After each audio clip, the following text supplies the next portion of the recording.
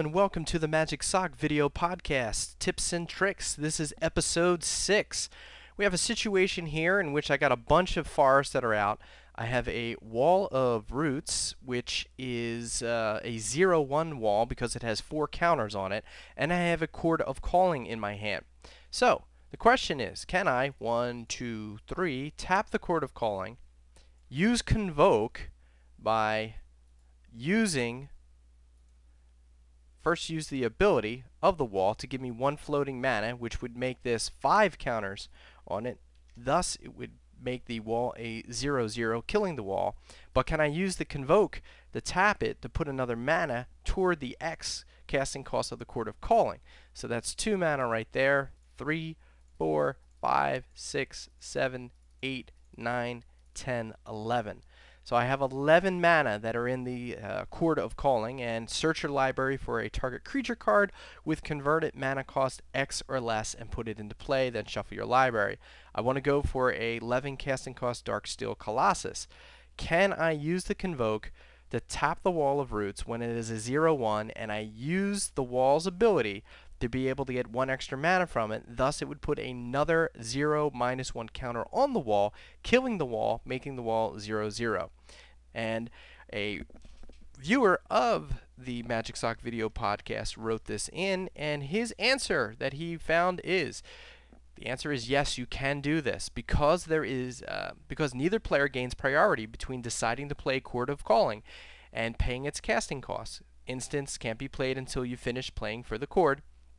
There is checking of state-based effects that a 0-5 creature with 5 0-1 counters on it is dead. So you can add the last counter, then tap the wall, and it only dies after the Chord goes on the stack. I thought that that was interesting and a good example of how state-based effects work globally. So there's that little tip right there, and let's go on to another one. Pardon me as I load up a new deck. We're going to load up another deck that I set here. And here we go. So let's take a look at this. It's just cards that I've just basically thrown together just to show the example of this. So we're going to take a couple islands, and we're going to put them into play, and we're looking for a Judge Unworthy. And I forgot to put a Plains in here, but bear with me. Pretend I have a Plains. Here we go. Text. Plains. Throw some islands in play, and we're going to 1, 2, 3, 4, 1, 2, 3, 4, 5. Okay, so we have a Magus of the Future, which is play with the top card of your library revealed. So here we go. So we set that. So for whatever reason, I have a future sight. That's a little joke there. I put that in there. You may play the top card of your library. Okay, now let's say my opponent is going to attack and I have Judge Unworthy. So I'm going to tap my Plains. I'm going to cast Judge Unworthy, and it is choose target attacking creature. So let's just pretend we have a Goblin. It's a 1-1 Goblin. Coming at us, he's attacking, and for whatever reason I want to use a Judge Unworthy to kill him. Choose target attacking or blocking creature, Scry 3, then reveal the top card of your library. Judge Unworthy deals damage equal to that card's converted mana cost to that creature. So, I want to target the Goblin.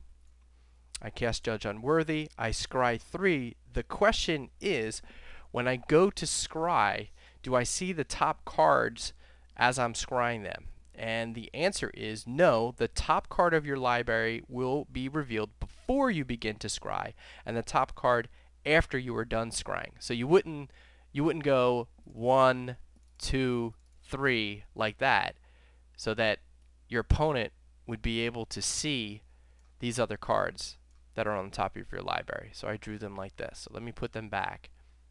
What you would do is, if you were playing this in real life, you would draw that card, let's say put it off to the side, and you don't want to show that next card.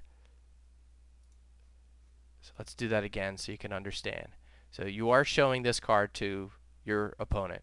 You take that and you put that in your hand to kind of take a look at it, to see what it is. Put them off to the side. I'll put in this temp stack. Then you would draw this other card. Then you draw the third card, and you look at it, and then you would follow the rest of it and put that back. So the answer is no, the top card of your library will be revealed before you begin to scry, and the top card after you are done scrying. But while you are scrying, there are no cards revealed.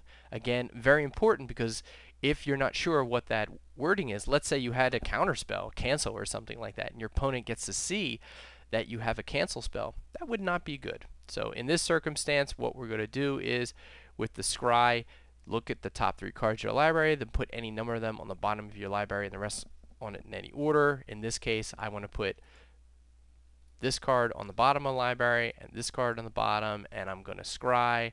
I'm going to do that. Future sight, target this. It's going to take, was it 5 points of damage?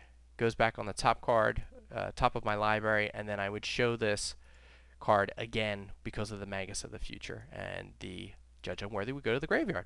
So again, I wish to thank both listeners who sent this in. I do appreciate the tips that you guys helped me with in regard to this. If you're interested in the weekly podcast, the audio podcast of the Magic Sock, feel free to check it out at www.themagicsock.com. And if you have a tip or a trick that you would like to forward on to me, you'd like to see it as part of the video podcast, please email me at themagicsock@gmail.com. Thank you so much, and as always, keep playing Magic.